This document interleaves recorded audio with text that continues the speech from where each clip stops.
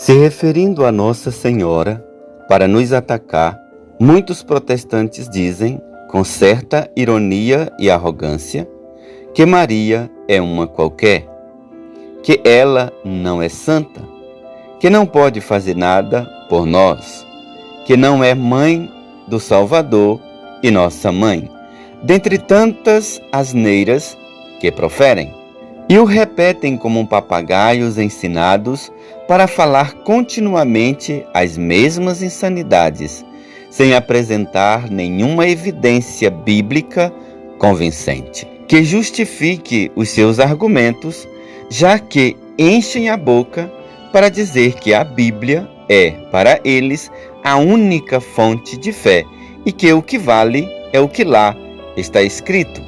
E ainda por cima, nos chamando de ignorantes, mandando-nos ir estudar a Bíblia. Portanto, eu desafio a todo e qualquer protestante a apresentar um único versículo bíblico que diz diretamente, sem distorções mirabolantes, o que falam de Nossa Senhora e que dão consistência bíblica às insanidades que proferem. Já que o que vale é o que está escrito na Bíblia, mostrem onde nas Sagradas Escrituras diz que Maria é uma qualquer, onde diz que ela não é santa, ou aponte algum pecado dela. Mostre onde diz que ela não é mãe do Salvador, mãe de Deus e nossa mãe. Mostre onde diz que ela não pode fazer nada por nós. Eu, porém, mostrarei aqui, provando nas Sagradas Escrituras, quem são os ignorantes e quem são os que precisam começar a ler a Bíblia com seriedade, fora das grades dos padrões de protestos protestantes, provando, versículo por versículo, que a nossa posição em relação a Nossa Senhora e o que acreditamos em relação a ela é puramente o que diz a palavra de Deus. Deixemos que a própria Bíblia responda a todos os erros protestantes sobre Maria Santíssima. Primeiro, Isaías, capítulo 7, versículo 14b, capítulo 9, versículo 5b. Uma virgem conceberá e dará à luz um filho. Repito, uma virgem conceberá e dará à luz um filho. Veja bem, uma virgem conceberá, uma virgem dará à luz um filho. Se ele é seu filho, é óbvio, é claro e evidente que ela é sua mãe. Continuando, e o chamará Emanuel, Deus conosco. Repito, e o chamará Emanuel, Deus conosco. Convenhamos aqui que não resta dúvida para cristão algum, nem católicos ou protestantes, de que esta profecia diz respeito à vinda de nosso Senhor e Salvador Jesus Cristo. Portanto, se a Bíblia diz que Ele é Deus e Ele é filho dela, a Virgem Maria, que o concebeu e deu-lhe a luz, ela é sua mãe. Portanto, claramente, ela é mãe de Deus. Apesar de ele existir em toda eternidade, antes que ela nascesse, ele se encarnou em seu seio e nasceu como seu filho e está em sua totalidade com o que dela nasceu em sua glória. Capítulo 9, versículo 5b. Ele se chama Conselheiro Admirável, Deus Forte, Príncipe da Paz. Veja bem que quem fala pelo profeta é o próprio Espírito Santo. não sou eu quem os digo. Segundo, Lucas, capítulo 1, versículo 26 a 31. No 6º mês, o anjo Gabriel foi enviado por Deus a uma cidade da Galileia chamada Nazaré, a uma virgem, repito, a uma virgem, desposada com um homem que se chamava José, da casa de Davi. E o nome da virgem era Maria. Entrando, o anjo disse-lhe: Ave, cheia de graça, o Senhor é contigo. Perturbou-se ela com essas palavras e pôs-se a pensar no que significaria semelhante saudação. O anjo disse-lhe: Não temas, Maria, pois encontrastes graças diante de Deus. Eis que conceberás e darás à luz um filho, e lhe porás o nome de Jesus. Veja que quem fala aqui é um ser do mais alto escalão da hierarquia celestial, vindo da parte de Deus fazer-lhe este anúncio. Ao que o arcanjo Gabriel diz a Nossa Senhora, confirma a profecia de Isaías e joga por terra o mito de que ela é uma qualquer, que ela não é santa e que Deus poderia ter escolhido qualquer uma outra.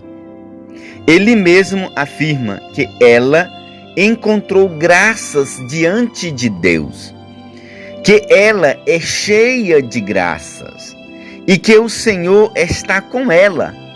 De acordo às palavras do arcanjo Gabriel, Maria é especial para Deus, o que deixa claro a sua santidade. O outro fato é que um ser puro, tal qual Jesus, não iria nascer de qualquer coisa. Certamente nasceria de alguém puro. Terceiro, Lucas, capítulo 1, versículo 41 a 48. Ora, apenas Isabel ouviu a saudação de Maria, a criança estremeceu no seu seio e Isabel ficou cheia do Espírito Santo. Veja, Isabel ficou cheia do Espírito Santo e, cheia do Espírito Santo, exclamou em alta voz: Bendita és tu entre as mulheres.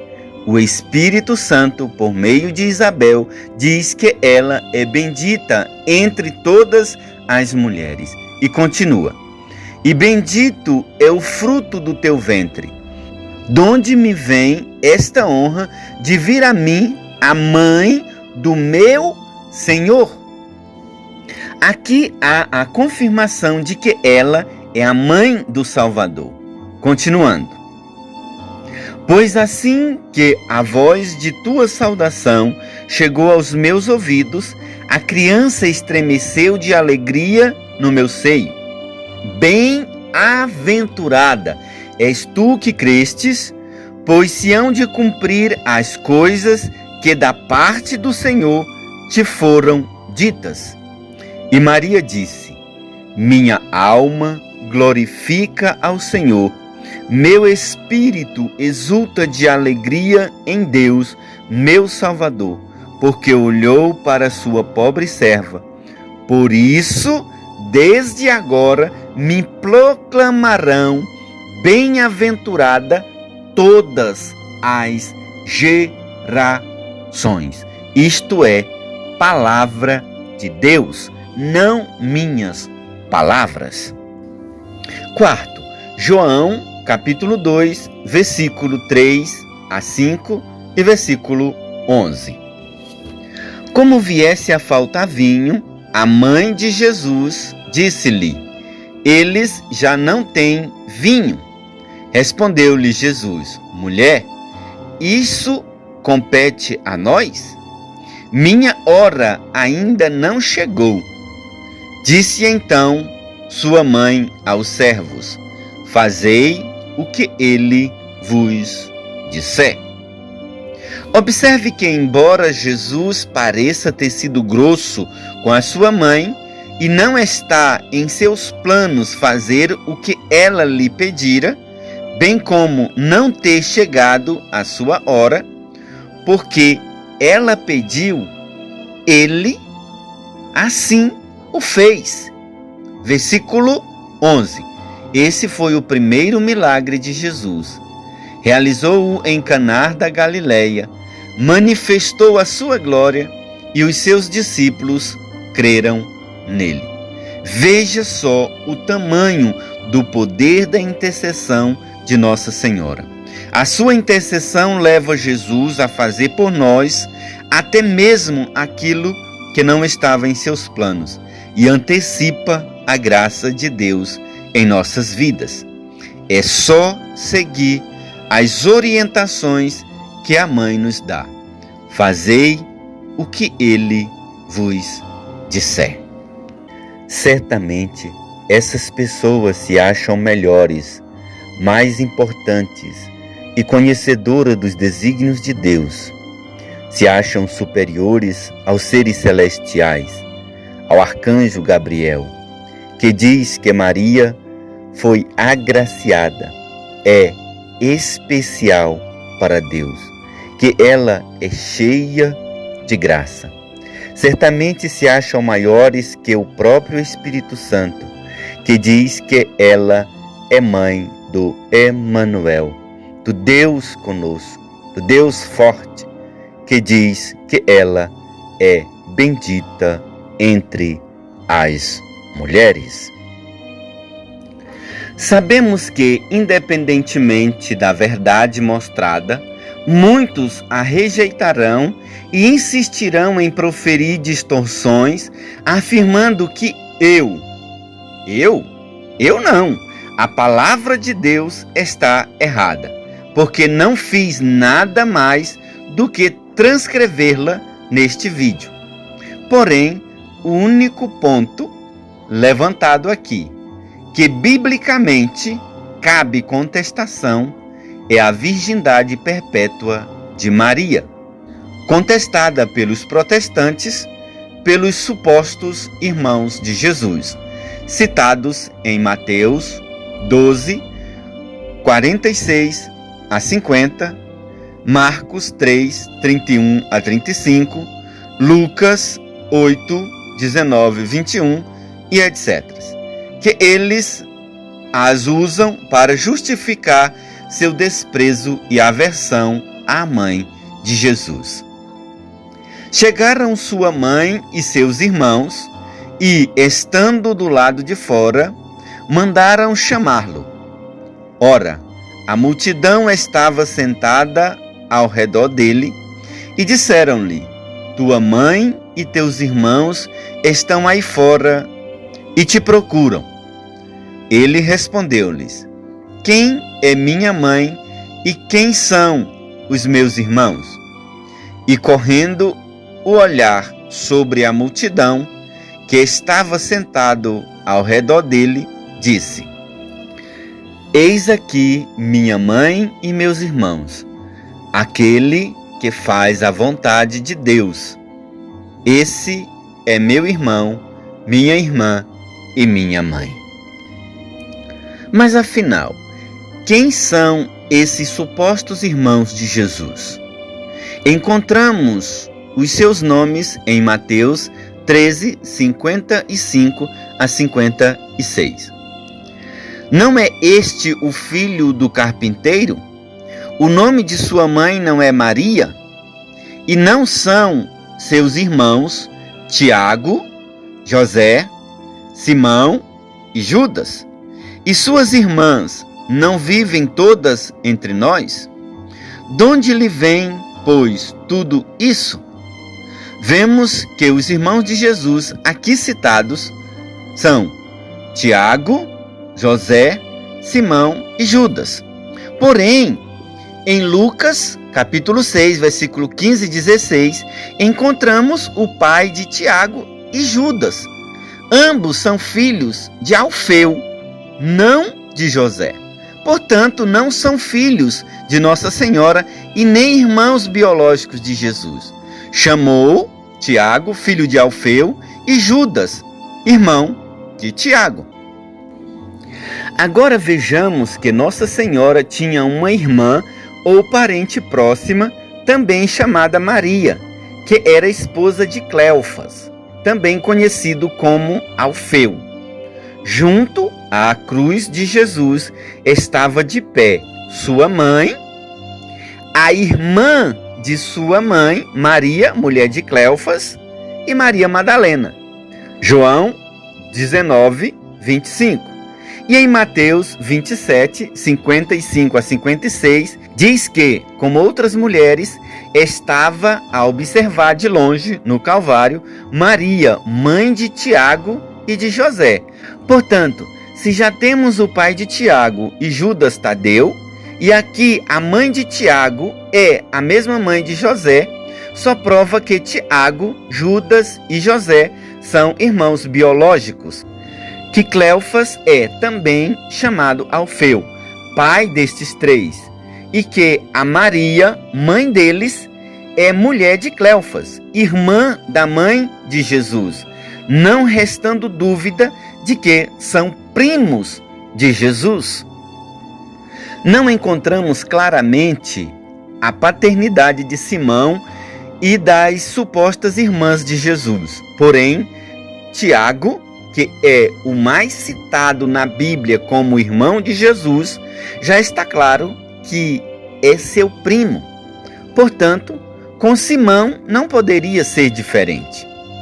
E quanto às suas irmãs, o que sabemos é que são muitas, o que reforça que também eram parentes próximas do Senhor, porque se até mesmo os que são citados, os nomes, está provado que não são irmãos biológicos de Jesus, imagine os demais. O que acontece é que no hebraico não existia diferença da palavra irmão para parentes próximos. O termo era o mesmo para irmão, primo e etc. O Antigo Testamento está cheio destes exemplos. É só dar uma pesquisada. Mas o Novo Testamento foi escrito em grego e nesta língua havia termos diferentes para irmãos e para parentes próximos. Sim, porém, os autores do Novo Testamento escreveram-no escutando de uma tradição hebraica e não tendo como diferenciar quem eram irmãos biológicos e quem eram primos ou parentes próximos, foram fiéis ao que lhes foram transmitido, tal como está escrito. Insistir em dizer que tais irmãos de Jesus são filhos biológicos de Nossa Senhora é agravar ainda mais as acusações contra a mãe do Salvador. É chamá-la de adúltera. Isto é muito grave. Para finalizar, quando Jesus viu sua mãe e perto dela o discípulo que amava, disse à sua mãe: Mulher, eis aí teu filho. Depois disse ao discípulo: Eis aí tua mãe. E dessa hora em diante, o discípulo a recebeu como sua mãe. Convenhamos que, se Nossa Senhora tivesse outros filhos, ela teria ficado com eles após a morte de Jesus. Não haveria a necessidade de Jesus confiá-la a João, que não era filho de Maria, mas ele assim o fez. E daquela hora em diante, o discípulo a recebeu como sua mãe. Em João, Jesus deu a todos nós, discípulos do Senhor, como filhos de sua mãe, e a ela nos deu como nossa mãe. Assim como João, eu a acolho por minha mãe, e dela me faço filho, como discípulo de nosso Senhor Jesus Cristo. Se os protestantes a renegam isto é problema deles. Portanto, que vão cuidar de suas vidas e deixem de encher o saco, querendo nos convencer ao contrário, com falácias sem fundamentos. A nossa fé é tão sólida e unitária que foi unificada e consolidada pelo magistério da Igreja, sob o fundamento da tradição apostólica e das Sagradas Escrituras, para que não houvesse disputas, cada um tirando suas próprias conclusões e ensinando como lhe aprouver, como acontece no protestantismo. Pois a verdadeira Igreja e a sã doutrina da salvação foram constituídas por Jesus sob o fundamento dos apóstolos. Efésios 2:20. E para quem não sabe o que é tradição apostólica, são os ensinamentos dos pais da Igreja, dentre eles os padres apostólicos, a patrística, os ensinamentos da Igreja primitiva, que conservaram e transmitiram a fiel doutrina dos apóstolos, que desde sempre ensinaram o que diz a Igreja sobre Maria Santíssima. A verdade vos libertará. João 8:32. Uma lâmpada não é acesa para ficar embaixo de um cesto, mas para iluminar todos ao seu redor. Mateus 5:15. Portanto, compartilhe este vídeo para que outras pessoas deixem de ser enganadas. Curta o nosso vídeo e se inscreva em nosso canal se você ainda não é inscrita, para ter acesso aos nossos novos conteúdos de grande valor espiritual e doutrinal. Até o próximo vídeo.